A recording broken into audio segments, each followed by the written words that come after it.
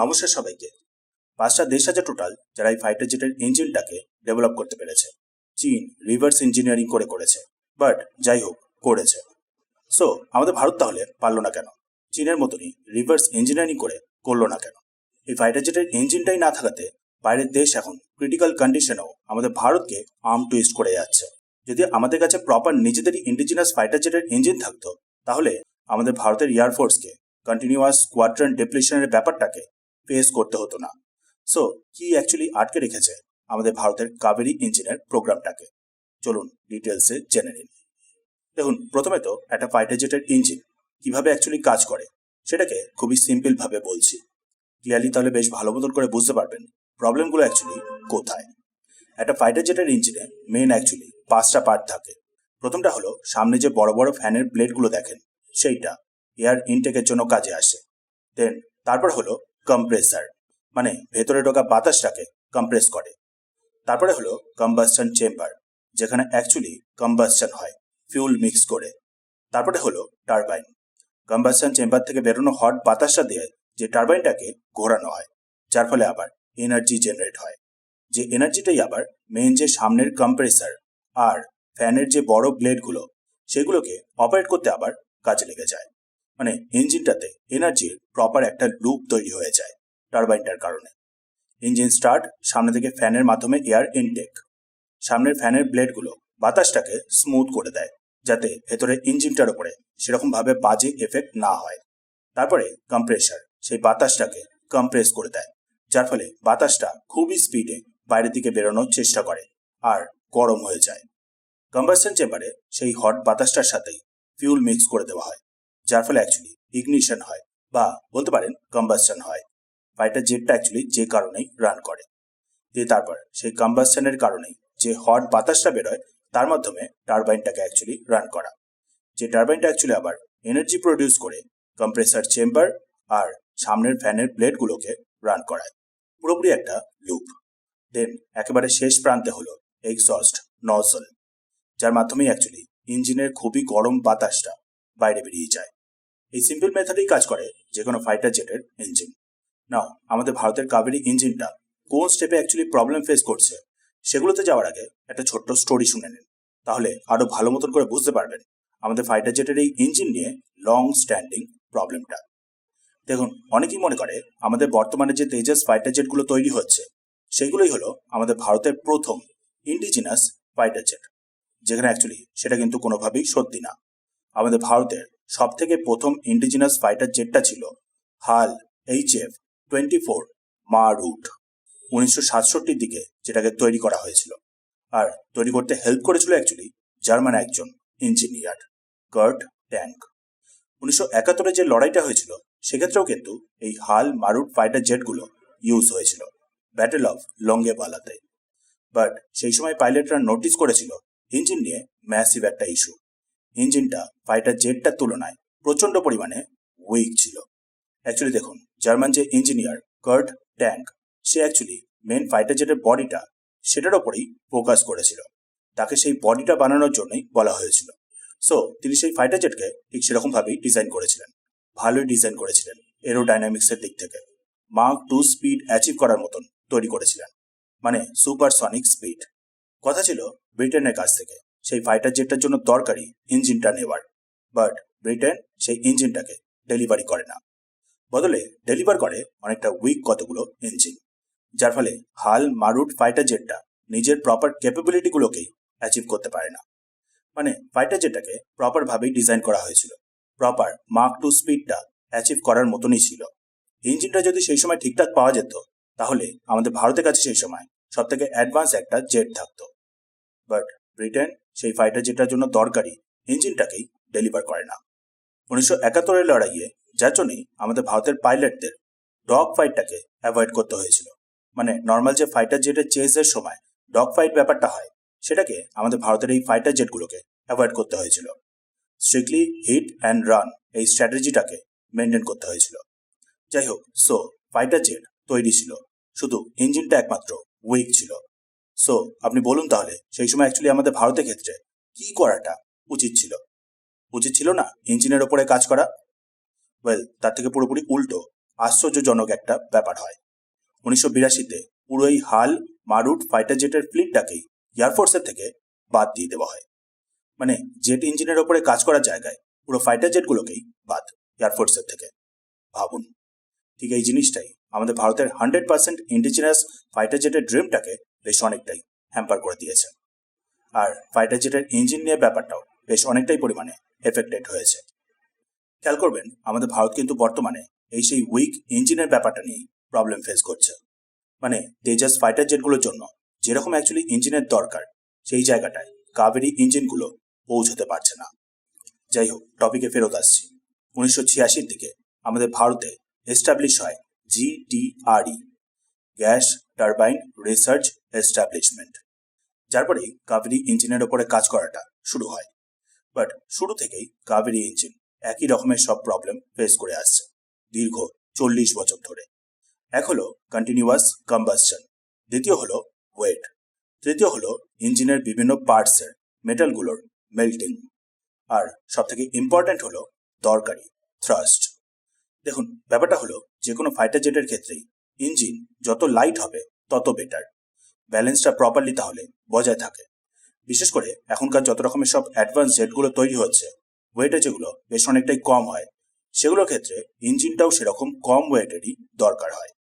সেখানে ইঞ্জিনটা যদি ভারী হয়ে যায় তাহলে পুরো ব্যালেন্সটাই গন্ডগোল। তারপর হলো কন্টিনিউয়াস কম্বাসশন, মানে ইঞ্জিনটা কন্টিনিউয়াসলি রান করা, নাহলে যখন তখন ফাইটার জেটটা ক্র্যাশ করে যাওয়ার রিস্ক থাকে। তারপরে হলো ইঞ্জিনের মেইন যে পার্টসগুলো, তার যে মেটালগুলো দিয়ে অ্যাকচুয়ালি সেই পার্টসগুলোকে তৈরি করা হয়, সেগুলো যাতে মেল্ট না করে যায় সেগুলোর ওপরেও ধ্যান দিতে হয়।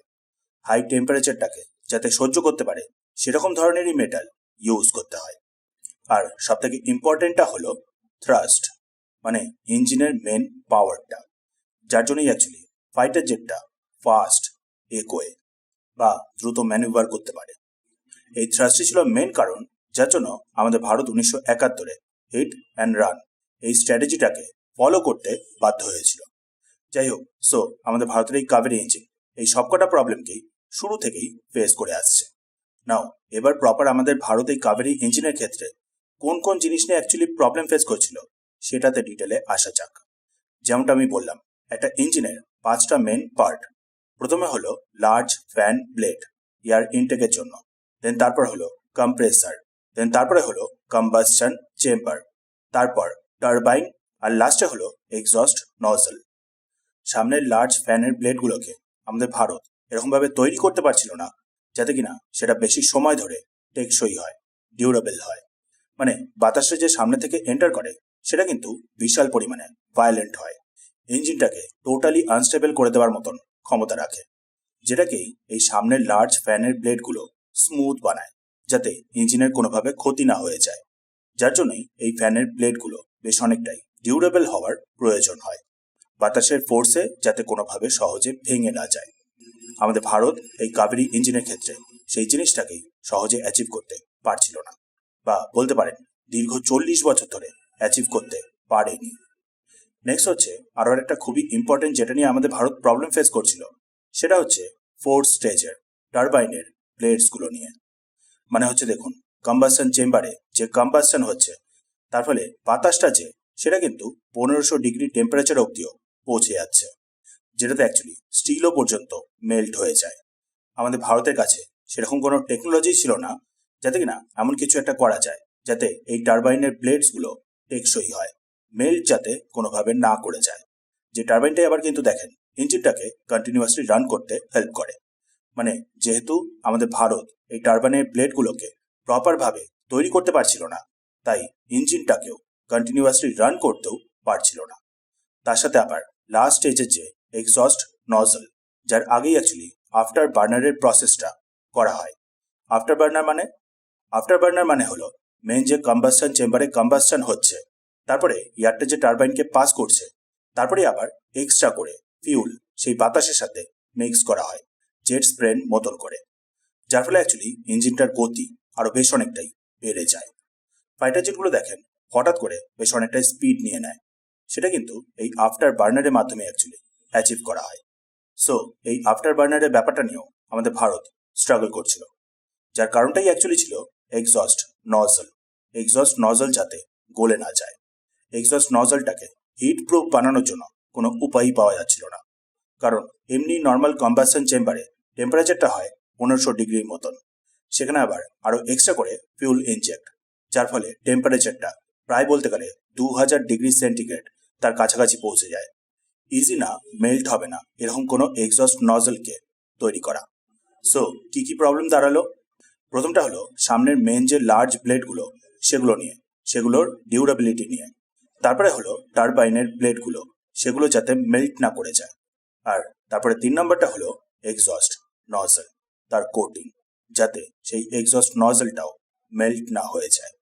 স্ট্রাকচার ওয়াইজ, ইঞ্জিনিয়ারিং ওয়াইজ এই প্রবলেমগুলো অ্যাকচুয়ালি ফেস করছিল আমাদের ভারতের কাবেরী ইঞ্জিন প্রোগ্রাম, যে কারণেই দীর্ঘ 40 বছর পার করে যাওয়ার পরেও কন্টিনিউয়াসলি ফেল করে এসছে। আমাদের ভারতের কাবেরী প্রোগ্রাম সাকসেস পায়নি। তার উপর আবার দেখুন, এক্সট্রা করে বিউরোক্রেসির ব্যাপারটা তো অবশ্যই রয়েছে। বাবুরা কাজ করতে চায় না, আপনি ভালো মতনই জানেন। সাথে আবার ফান্ডিং, গভর্নমেন্টের তরফ থেকেও ঠিক করে সেরকম ফান্ডিং হয়নি এই কাবেরী ইঞ্জিনের প্রোগ্রামটাতে। ফান্ডিং না করলে কিভাবে ইঞ্জিনটা তৈরি হবে বলুন? যেখানে কিনা একটা ফাইটার জেটের ইঞ্জিনকে অ্যাকচুয়ালি বলা হয় রকেট ইঞ্জিনের থেকেও কঠিন, রকেট ইঞ্জিনের থেকেও টাফ তৈরি করা। এমনকি নিউক্লিয়ার রিঅ্যাক্টর তৈরি করার থেকেও টাফ একটা ফাইটার জেটের ইঞ্জিনকে তৈরি করা। নিউক্লিয়ার ওয়েপেনের থেকেও টাফ একটা ফাইটার জেটের ইঞ্জিনকে তৈরি করা। ভাবুন, সেখানে সেই ফাইটার জেটের ইঞ্জিনের প্রোগ্রামটার ক্ষেত্রেই বিশাল পরিমাণে কম ফান্ডিং। আশা করি বুঝতে পারলেন প্রবলেমটা কোথায়।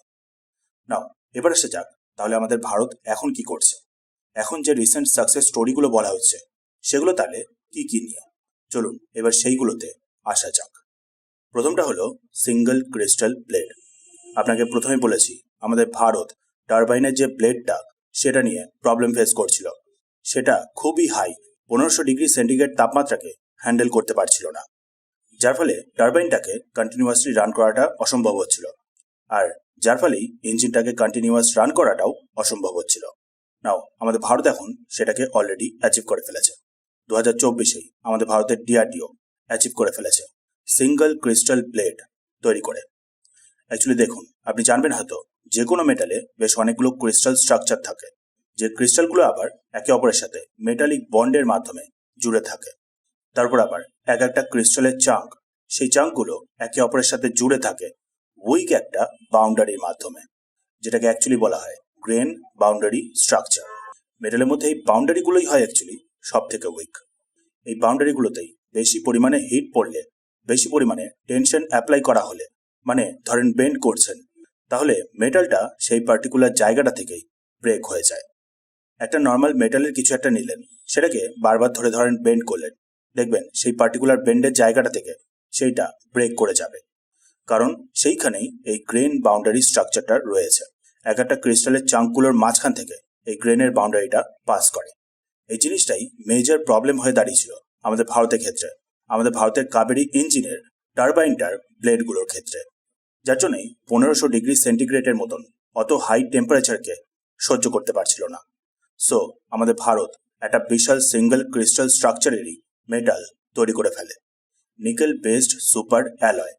সেটা দিয়েই এই সিঙ্গেল একটা বিশাল বড় ক্রিস্টালের স্ট্রাকচার তৈরি করা হয়, যে সিঙ্গেল ক্রিস্টালটাকে দিয়েই পরে গিয়ে টারবাইনের এই প্লেটগুলোকে বাড়ানো হয়। ওয়ার্ল্ডে এই মুহূর্তে দাঁড়িয়ে মাত্র 5খানাই দেশ আছে যে এই সিঙ্গেল ক্রিস্টাল ব্লেডের টেকনোলজিটা অ্যাচিভ করেছে। নাও 2024-এর পর থেকে ফাইনালি আমাদের ভারতও সেই লিস্টে জয়েন করে ফেলেছে।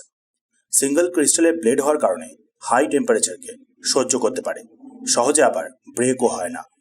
মানে কম্বাসন চেম্বারটা থেকে যে 1500 ডিগ্রি সেন্টিগ্রেড তাপমাত্রার যে হট এয়ারটা রিলিজ হচ্ছে, সেটা এবার আমাদের ভারতের কাবেরী ইঞ্জিনের টারবাইন সহ্য করার ক্ষমতা অর্জন করে ফেলেছে। নেক্সট হলো single titanium based metal structure blade. আপনাকে বলেছিলাম যে আমাদের ভারত সামনে যে লং ফ্যান ব্লেডগুলো থাকে সেইগুলো নিয়েও প্রবলেম ফেস করছিল। সেগুলো খুবই স্পিডে সামনের থেকে আসা বাতাসটাকে প্রপারলি সহ্য করতে পারছিল না, প্রপারলি ইনটেক করতে পারছিল না। প্রথমে আমাদের ভারত কাবেরী ইঞ্জিনের ক্ষেত্রে তৈরি করছিল মাঝখানে একটা সেন্টারের ডেস্ক, আর লং ব্লেডগুলোকে আলাদা করে এক একটা দিক করে লাগানো হচ্ছিল। সেখানে এখন বর্তমানে সিঙ্গেল টাইটেনিয়ামের মেটাল স্ট্রাকচার দিয়ে পুরো ব্লেডটাকেই বানানো। 2026 ফেব্রুয়ারি মাসেই এই জিনিসটা আমাদের ভারত অ্যাচিভ করেছে, যার ফলে এখন সামনে থেকে যতই স্পিডে বাতাস আসুক না কেন, ব্লেডগুলো প্রপারলি ফাংশন করতে পারে, না ব্রেক হয়ে না বেন্ড হয়ে। 3 নম্বরটা হলো আমাদের ভারত কাবেরী ইঞ্জিনের ক্ষেত্রে কম্বাসন চেম্বারটাকে হিট প্রুফ বানিয়ে ফেলেছে। মানে কম্বাসন চেম্বারে যেহেতু মেন কাজটা হচ্ছে, ফিউলটাকে মিক্স করা হচ্ছে, সো কম্বাসন চেম্বারটাকেই আগে পুরোপুরি হিট প্রুফ বানানো।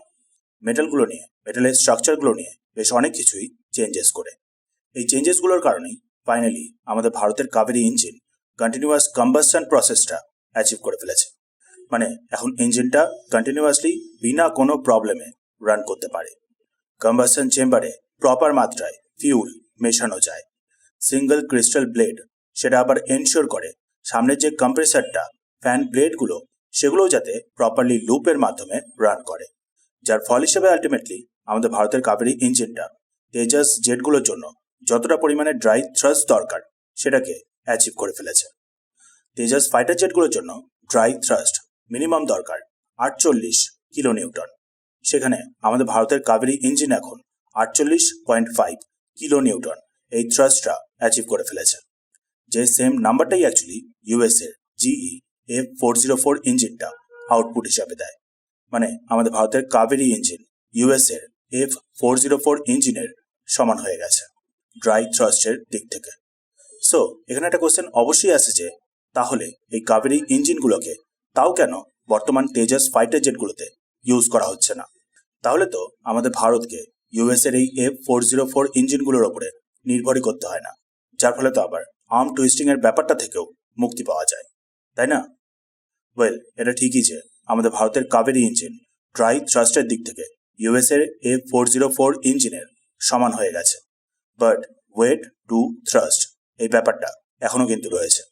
আমাদের ভারতের কাবেরী ইঞ্জিন এখনো বেশ অনেকটা ভারী। আমাদের ভারতের কাবেরী ইঞ্জিন ইউএস এর F404 ইঞ্জিনের তুলনায় অনেকটা ছোট। এদিকে ওজনের দিক থেকে আবার প্রায় 200 কেজি বেশি, যে কারণে তেজাস ফাইটার জেটগুলোতে এখনো ইনস্টল করাটা সম্ভব হয়ে ওঠেনি। এখনো সেই ওয়েট কমানোর ব্যাপারটা, সেই জিনিসটা আমাদের ভারতের কাবেরী ইঞ্জিনটা অ্যাচিভ করতে পারেনি। বাট যাই হোক, তবুও আশা রয়েছে। আমাদের ভারত অলরেডি কাবেরী 2.0 তার উপরে কাজ করা শুরু করে দিয়েছে, যার ফোকাসটাই হলো এই ওয়েটটাকে রিডিউস করা, কিন্তু পাওয়ারটাকে বজায় রাখা। তবুও এমন আছে এই কাবেরী 1.0 এই ইঞ্জিনটা পুরোপুরি ইউজলেস হয়ে গেছে, সেরকমও ব্যাপার না। কাবেরী 1.0 ইঞ্জিনটাকে ঘাতক ইউএভি তার মধ্যে ইউজ করা হচ্ছে। আমাদের ভারতের ঘাতক প্রোগ্রামটা হলো আনম্যান্ড এরিয়াল ভেহিকল, তাও আবার স্টেলথের ব্যাপারটা মাথায় রেখে, যার জন্য ঘাতকের ক্ষেত্রে ইঞ্জিনে আফটার বার্নারের কোনো প্রয়োজন হয় না। আফটার বার্নারের ফলে হিট সিগনেচারটা ধরা পড়ে যায়, যার ফলে স্টেলথের ব্যাপারটাই পুরোপুরি কম্প্রোমাইজ হয়ে যায়। সো শুধুমাত্র ড্রাই থ্রাস্টের ওপরই ফোকাস করা হয়েছে, যার জন্য আবার আমাদের ভারতের কাবেরী 1.0 ইঞ্জিনটা থেকে বেশ খানিকটা আবার ওয়েটকে রিডিউসও করা গেছে। মানে আফটার বার্নার যেহেতু দরকার নেই, তাই সেই পোর্শনটাই পুরো বাদ। বর্তমানে রাশিয়াতে প্রপারলি টেস্ট চলছে রাশিয়ার multi engine modified test bed এয়ারক্রাফটের মাধ্যমে।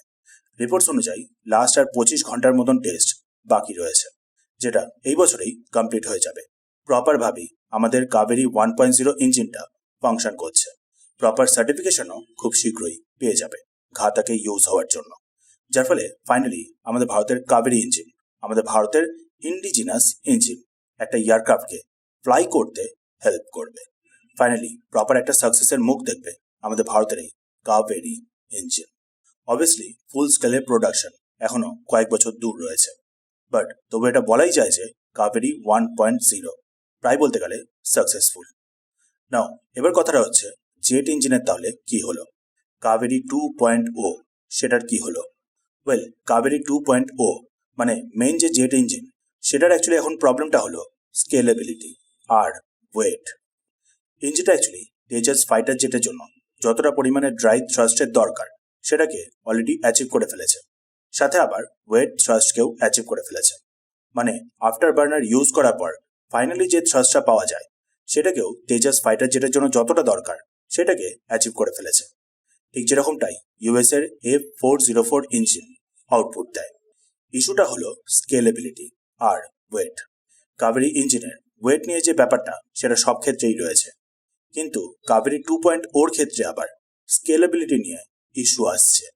মানে টারবাইনের যে সিঙ্গেল ক্রিস্টাল ব্লেডগুলোকে সেগুলোকে স্কেল আপ করা, একটা ক্রিস্টালের ওপরই বেস করে আরো বড় আকারের ব্লেড তৈরি করা, এই জিনিসটাই এখন বিশাল বড় একটা চ্যালেঞ্জের ব্যাপার হয়ে দাঁড়িয়েছে।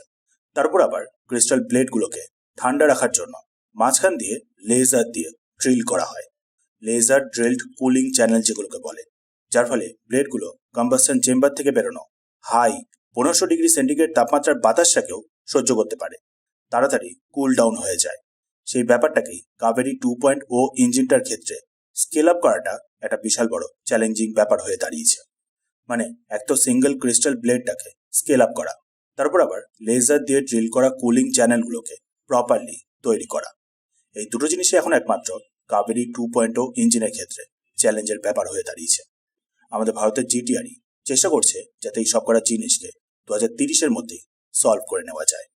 সলভ করতে পারলেই আমাদের ভারত এই ইউএস এর F404 ইঞ্জিনটার ওপর থেকে নির্ভরতাটা কমাতে পারবে। তেজাস মার্ক 1 এর জেটগুলোর ক্ষেত্রে কাবেরী 2.0 ইঞ্জিনগুলোকেই ইউজ করা যাবে, অন্য কোনো দেশের ওপরে আর নির্ভর করতে হবে না ইঞ্জিনের জন্য। ফাইটার জেটগুলো নিয়ে ডিলে হবে না আর ইঞ্জিনগুলোর জন্য। ফাইনালি একটা 100% indigenous made in India fighter jet আমাদের ভারতেই তৈরি হবে। ফাইনালি আমাদের ভারত সলভ করে ফেলবে ইঞ্জিন নিয়ে এই লং স্ট্যান্ডিং ইস্যুটাকে, যার ফলে আবার ফিউচারে যে তেজাস মার্ক 2 তৈরি হচ্ছে, তারপর আবার 5th জেন AMCA যে ডেভেলপ হচ্ছে, সেগুলো মেজর বুস্ট পাবে। সেগুলোর জন্য ভারতেই ইঞ্জিনগুলোকে তৈরি করাটা সম্ভব হবে। অন্যান্য দেশের সাথে আর কো প্রোডাকশন নিয়ে ভাবতে হবে না, ট্রান্সফার অফ টেকনোলজি সেটা নিয়ে আর ভাবতে হবে না। তেজাস মার্ক 2 আর AMCA এর টাইম লাইনটাও বেশ অনেকটাই আবার এগিয়ে আসবে। নাও তবুও একটা ছোট্ট বাট মেজর কোশ্চেন কিন্তু এখনো রয়েছে, কেন আমাদের ভারত চীনের স্টেপগুলোকে ফলো করলো না? চীন যেভাবে রিভার্স ইঞ্জিনিয়ারিং এর মাধ্যমে ফাইনালি নিজেদের ইন্ডিজিনাস ফাইটার জেটের ইঞ্জিন তৈরি করে ফেলেছে, সেরকম আমাদের ভারত কেন করলো না, তাই না? ওয়েল, ব্যাপারটা হলো রিভার্স ইঞ্জিনিয়ারিং অবশ্যই করা যায়, কিন্তু যেগুলো মেনলি পসিবল হয় সেগুলো হচ্ছে ডিজাইনের ব্যাপারটা। মানে রিভার্স ইঞ্জিনিয়ারিং করে ডিজাইনের ব্যাপারটা বেশ ভালো মতন করেই নকল করা যায়, বাট এই যে সিঙ্গেল ক্রিস্টাল ব্লেডের ব্যাপারটা, এইটার নলেজটা কোথা থেকে আসছো? আর আমাদের ভারত তো ঠিক এইটাকে নিয়েই প্রবলেম ফেস করছিল।